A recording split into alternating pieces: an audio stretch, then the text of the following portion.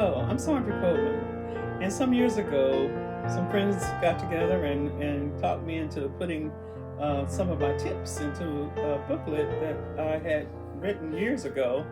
And so that's what I've done. It's called Sondra Sage Tips to Ensure, the tip stands for Tips to Ensure Pastoral Sanity. And I just want to talk about a few in a section of the book.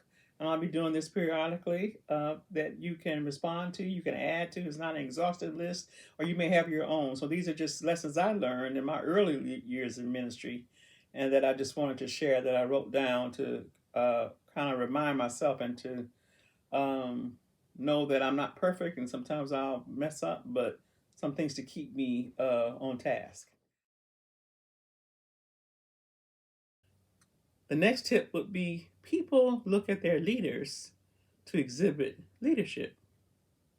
People look at their leaders to exhibit leadership. So whenever you are met with a situation, you got to remind yourself that you are the leader and that others are watching you.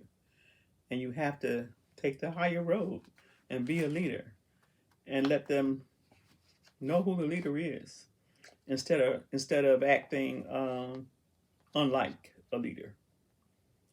Exercise your faith that God will see you through all things. Sure, you might not know what you're doing, but nobody has to know that but you and God will lead you. Amen. Another tip is be creative and unpredictable. I remember in school, one of my professors said to me that the worst thing in the world is to have your congregation knowing when you're gonna how what you're gonna say in your sermon and how you're gonna finish it. In conclusion, that's a no-no, and that they'll mock you. The kids do. I've heard them do it. They'll mimic you. They'll have a church sermon and they'll pray just like Mr. Man prayed. They'll do all kind of things. But be creative and unpredictable. Now I admit that that's challenging, but be different so that they don't know what to expect.